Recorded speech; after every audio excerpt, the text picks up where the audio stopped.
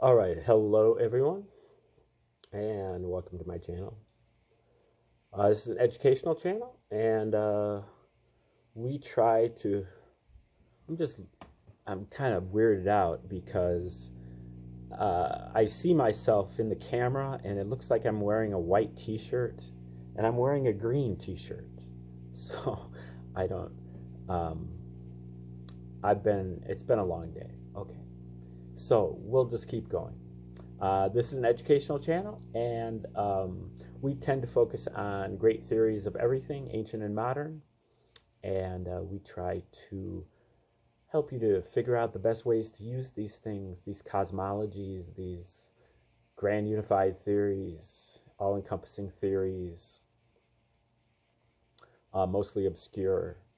Uh, Use them in order to help you out in your own lives, especially with your paradigm shifting, your quest for better spiritual, mental, and physical health, your awakening to 5D consciousness, your formation of a holistic worldview. And today's our 78th video we've done on the book by Daniel Ingram called Mastering the Core Teachings of the Buddha. And this book is about, I would not say that it is about Buddhism as much as it is about the core teachings of the Buddha. It is um, gives you warnings and critiques of a lot of the kind of periphery of Buddhism, but it focuses in on what he feels is the core teachings of the Buddha, like how to awaken yourself, how to put yourself into bliss through uh, respectively insight meditation and concentration meditation. And so Ingram has spent a lot of time over in the Far East and meditation retreats, and spent thousands of hours on the cushion, so to speak, meditating, and also spent a lot of time picking the brains of the monks and lamas and so on that reside in these monasteries and that are the custodians of all the traditions going back 2,500 years. And he's gone down all the blind alleys and made all the mistakes, and he's trying to write this up so that you don't have to make those mistakes, and maybe you don't even have to go over to the Far East. And he's putting this down in English for you, and this is pretty much as close to a silver platter as you're going to get. He's rolled out the red carpet for you. And again, he focuses on concentration meditation, meditation on an object, and insight meditation, which is opening yourself up to your five senses and your mental impressions, your sensations, and mental sensations, the sixth sense doors, he calls it, and investigating those sensations for the three characteristics of impermanence, dissatisfactoriness, and no self. So our sensations are not us, they're not satisfactory, and they are not permanent. They are fleeting, arising and passing away. They bring on suffering, and they are not us. They are separate. And so, as we investigate that and realize that, we begin to move through the various stages of insight. And when we go through, each time we go through a cycle, we basically enlighten ourselves by degrees. And he maps out all of this. And so helps you to kind of figure out where you're at and where you should be going from where you're at. And right now, he's in the midst of a very, very long chapter that is on really the Enlightenment models the Buddhist different Buddhist schools have different models of how you can tell whether you or somebody else is enlightened, as like whether you have a halo around your head, or if you are glowing in the dark, or all of these different things, and that's not too much of an exaggeration. He ridicules some of these models, but some of them he finds useful, especially with a few adaptations to maybe like a Western civilization um, context. And so right now he's talking about the kind of the theory of dependent origination, how there are one thing is originated is dependent on another, like so becoming is based on clinging, clinging is based on craving, uh, and that's based on contact, and those are based on the six sense doors, and those are based on name and form, and those are based on consciousness, which is dependent upon volitional formations, and all of that is based on ignorance. And so we'll start from there. Each of those terms is complicated, and their very specialized meanings and implications are also complicated. The translation makes these difficulties worse. Potentially having a totally different working paradigm from those prevalent in ancient and modern India regarding rebirth may not help at all. However, a few salient points can be made. First, the elimination of ignorance entails direct realization of the three characteristics, meaning a highly developed degree of awakening to the natural and basic truth of all sensate phenomena, everything that is actually experienced. In this way of perceiving reality is no longer broken up at a core perceptual level into perceiving subject and perceived object, nor is anything taken to be unchanging, static, or continuous at a very basic perceptual level. Thus, nothing comprises, forms, or fabricates a diluted sense of an autonomous self, a volitional self, a doer, controller, this, an agent, a separate, permanent, split off, centrally perceiving, independently existing consciousness, subject, awareness, or watcher. This becomes hardwired at the sensate level through clear perception and investigation of the sense doors. At this point in practice, sensate reality is no longer split up artificially into name and form, mentality and materiality, thought, and the other five sense doors would be name and form, as each is just part of the variety of qualities occurring in the fluxing volume of experience. This then has profound implications for the experience of the six sense doors, as now there is, for lack of a better way to put it, only one wide open volumetric sense door, and it is sensing itself.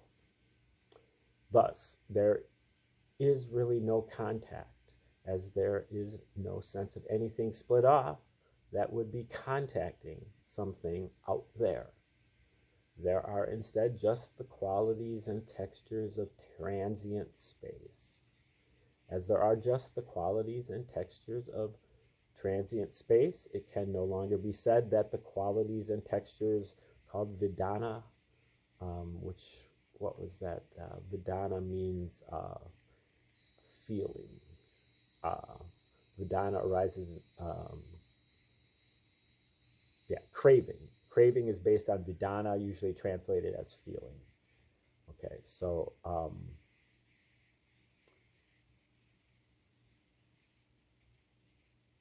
not that, let's see, where were we? It can no longer be said that the qualities and textures called Vedana belong to anyone. Not that Vedana isn't still causal, since it is.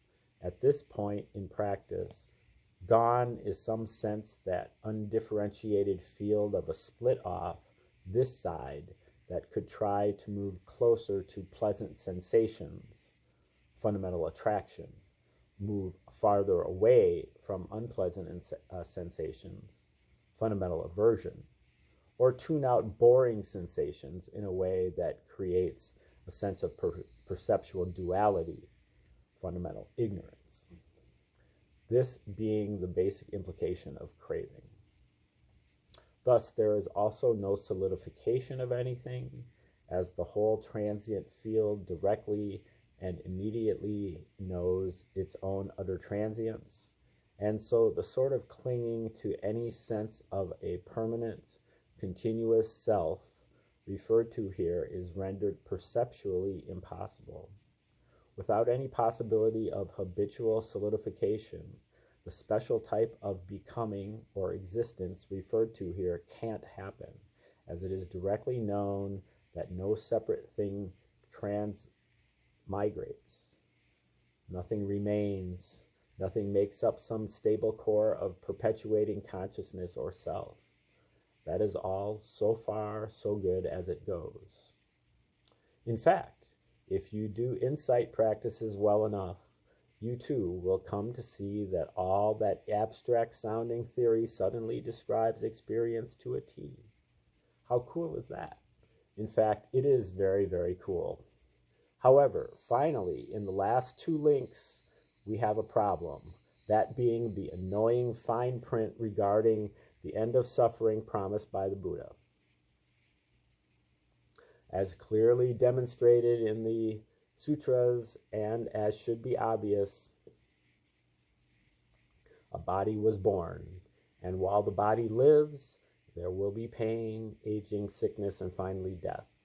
Then we have the endless debates between the Mahayana and the Theravada schools about what happens next, but vastly more important to the pragmatist is understanding the links from one end to the other of this lifetime to the degree that they can be understood while a body still lives. Okay, this section here is called Final Points, and I'm guessing that this will go on for 10 pages before we get to the end, but we'll see. Spirituality that ignores, denies, or covers up our inevitable, undesirable sides is doomed to be bitten and burned by them. Models of realization that involve high ideals of human perfection have caused so much dejection, despair, and misguided effort throughout the ages that I have no qualms about doing my very best to try to smash them to pieces on the sharp rocks of reality. They are not completely useless, and there is some value in keeping the standards to which we aspire high, as we will see in the next chapter. But most of the time, they are taken too seriously to be helpful at all. Those who adhere the most rigidly to the self-perfection models of awakening are also very often those who believe awakening is unattainable and feel the most disempowered in their spiritual practice and life. Not surprisingly, those with the highest standards for what realization will entail often have the lowest standards for their own practice and what they hope to attain in this lifetime. They are the armchair quarterbacks of the spiritual path. Becoming grandiose about aspiring to a high ideal seems to be a common coping mechanism for dealing with a complete lack of confidence and insight. As Christopher Titmuss, one of my best and most honest teachers, said, we do not come from a self-perfection lineage. There are those who, that's the end of the quote, there are those who do explicitly come from self-perfection lineages. I wish them good luck. They'll need it. Okay, this section is called Towards Contemporary Models. Well, I thought we were done. I thought we were going to be done with this chapter eventually. Somewhere along the way, I got a 2-year master's degree in epidemiology and a medical doctor degree. So that training and spending most of the last decade or so working in hospitals, caring for usually acute care patients, has given me a lot more perspective on how extremely complicated the human organism is, physiologically and psychologically. The models we use for both disease and health in medicine are vast. In contemporary Western or allopathic medicine, we are currently mostly concerned with pathology, what has gone wrong. The number of things that can go wrong is simply mind-blowing, well beyond the capacity of any one person to know. The known and relatively well understood disease processes in all their depth and detail, along with their complicated treatments, are too numerous and varied for anyone without a perfectly photographic memory and a ton of time to read. There is still much we simply don't know about why things go wrong and what to do about them. Perhaps you should study something besides allopathic medicine and you might be able to figure it out. But back to the text. This is in a field that has been given literally trillions of dollars worth of attention over the last century by countless researchers and clinical practitioners, not to mention drug companies, device manufacturers, etc. He needs to figure it out and maybe get it. These people are not trying to find out what the problem is. This is a grift, you know. If a cancer researcher discovered the cure for cancer, then the whole grift would be over. They're not going to find any answers because that would be the end of the funding, you know. So the cure for cancer is quite easy.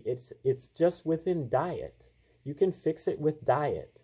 You can fix it up to the last day with diet and or fasting.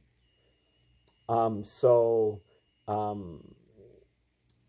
know, it's amazing to me that this guy can be enlightened and just not understand that. And that's why, you know, I kind of look askance at this whole chapter about all these enlightenment models.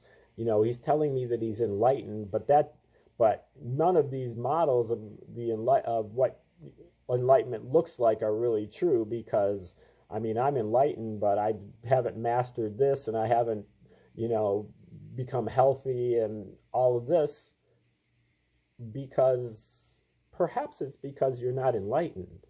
There might be another dimension to enlightenment that you're not, and that Buddhism is not, you know, paying attention to. But that's just my 2 cents. But since it's my channel, you know, and it's free, you get 2 cents for free. So just mastering the medical terminology takes years, and there are always new terms and diseases to look up when you encounter the exotic, such as extremely obscure genetic disorders or typically non-human animal pathogens that decided to feed on humans anyway, with apologies to anyone reading this in the fear stage.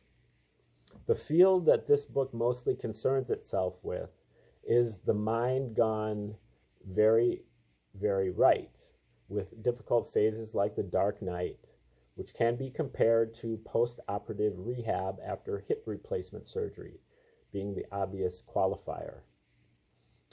The amazing things we can learn to do and clearly perceive with our minds, the profound transformations of consciousness, the extremely rare experiences we can have in the far upper strata and profound depths of the world of our minds and bodies during meditation, and the perception alterations and realignments that these sorts of practices can produce are also similarly vast. It is a real tragedy that we have inherited such small, narrow, linear, unsophisticated cookie-cutter models from the past and tried to cling to them as if they were the be-all and end-all of what is possible descriptively, terminologically, and experientially. He needs to put the mirror up in front of his face because he's doing the exact same thing with Western medicine. It would be strange, back to the text, it would be strange in modern medicine to refer to everything through the system of the four humors, black bile, yellow bile, phlegm, and blood, that was used in the days of Hippocrates and down through to the Renaissance and beyond. It is just as weird to me to have only 8 jhanas, 16 stages of insight, 4 paths, and a few odds and ends and qualifiers in the Theravada to try to describe the vast range of meditative, spiritual, and perceptual development and exploration. The other Buddhist traditions don't add all that many additional terms when compared with the vast range of experiences and transformations available to living practitioners today. This is a problem I'm going to point out much more than solve, and its solutions will require a very sophisticated and intelligent conversation of the sort that led to the standardization of medical terminology. I believe that the solution involves a collaboration of committed and experienced Dharma practitioners having long-term, deep, careful, thoughtful, nuanced conversations instead of one single person trying to superimpose his or her idiosyncratic terms and concepts on something that deserves much better than that. It will be beneficial to refrain from simply whitewashing the ancient models and building extensions to them, as I don't believe that they all hold up in the very dogmatic and simplified way that people usually think they do. I believe that the place to start is the bare phenomenology, meaning what can be described about our direct raw experiences, and shifts of perspective that then slowly figure out the underlying biochemistry and physiology of what we actually are doing to ourselves in the way that the work of descriptive naturalists, anatomists, as in anatomy, and microbiologists later converged with that of biochemists, neurophysiologists, geneticists, etc., to form the system we currently have for describing and treating disease. I can only imagine what will have occurred on this front in 100 years. And just as we now look back at the work of the microbiological giants like Louis Pasteur, who he doesn't mention, renounced the germ theory of disease on his deathbed.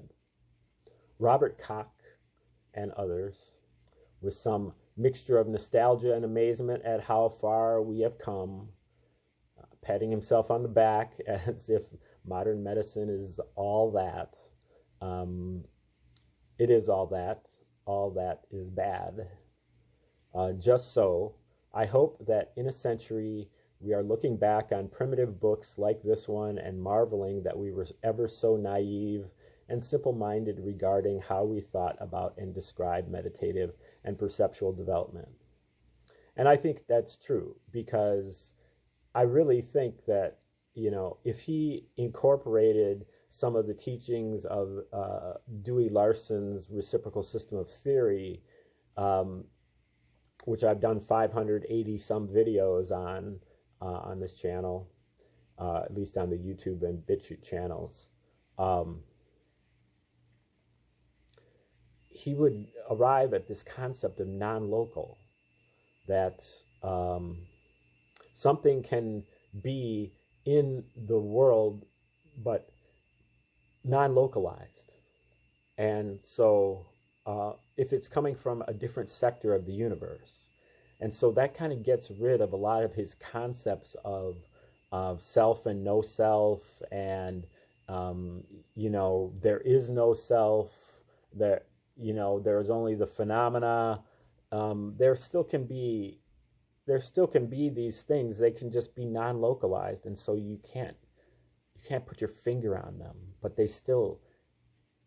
they're what Larson calls non-local. And Larson doesn't know anything much about Buddhism, So it's not like he just came up with this concept in order to confound, the Buddhist teachings or whatever. Anyway, we're done with the chapter finally. And it turns out that we were doing chapter 37. I wasn't sure. But now we are on chapter 38, which is called Integration.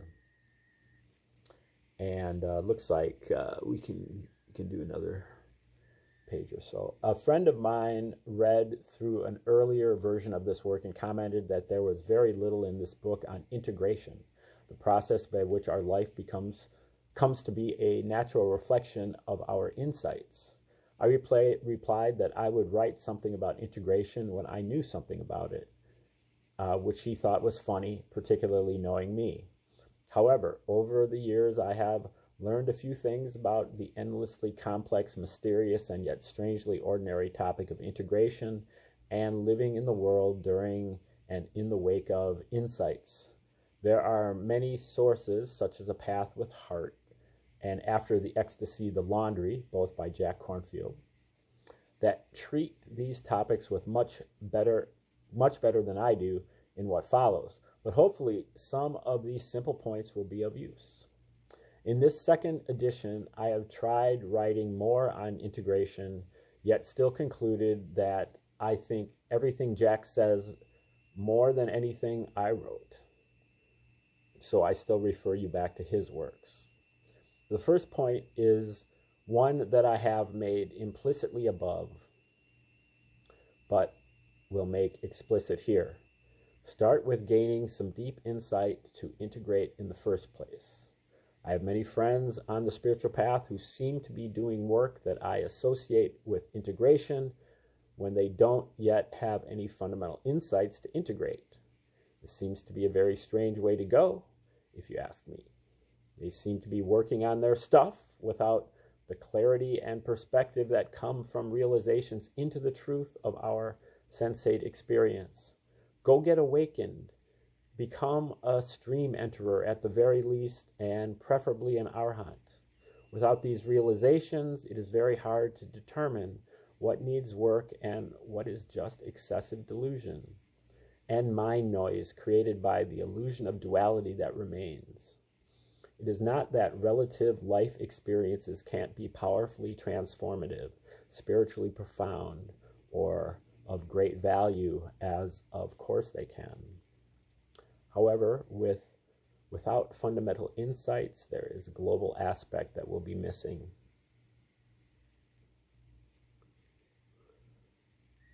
When we have those realizations, previous issues and unresolved tensions which recur now do so within that different and better mode of perceiving things.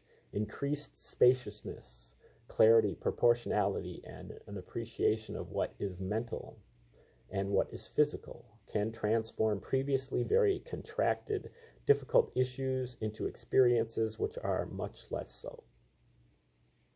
It has been fascinating to have old sticking points like childhood fears and resentments arise into a mind that is very different from the mind of that young child, and to have this new perspective then transform the perception of the sensations that make up the issues and thus the issues themselves.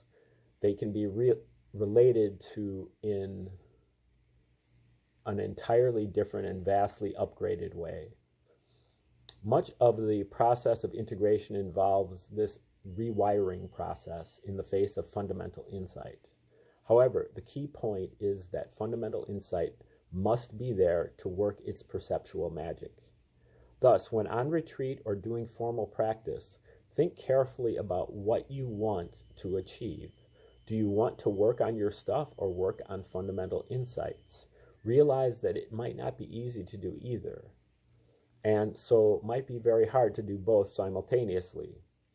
Do you want to gain deep insights and then work on your stuff from that foundation of basic clarity, or do you want to work on your stuff until when?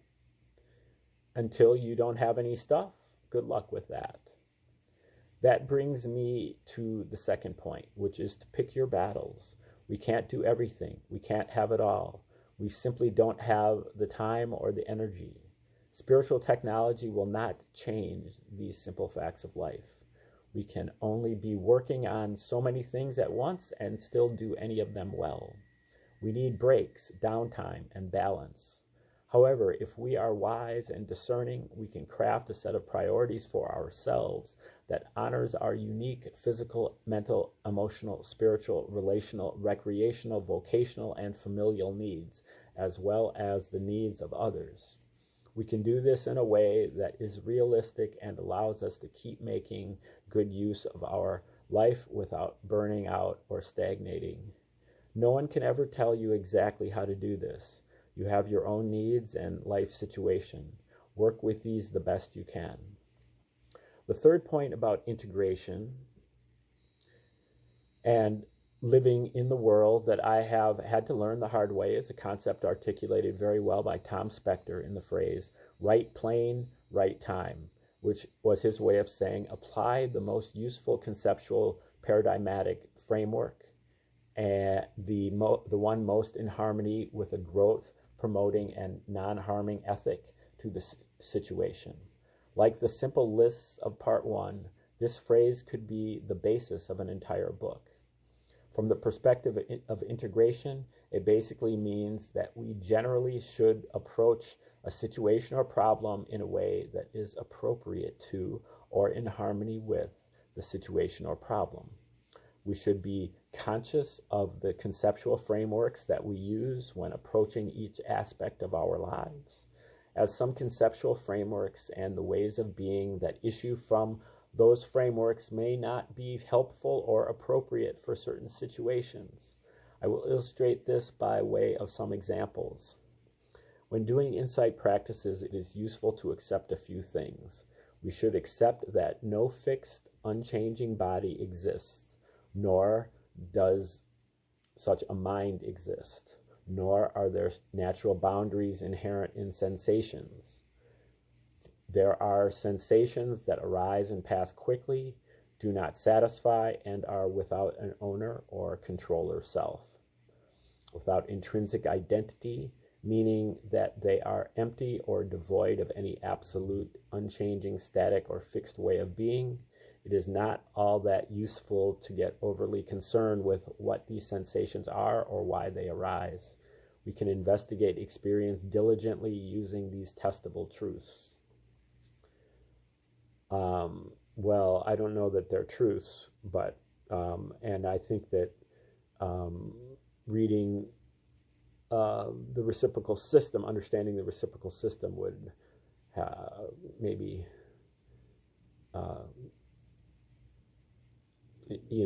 change your opinion on some of these things. Okay, it looks like we're out of time, so thanks for tuning in today.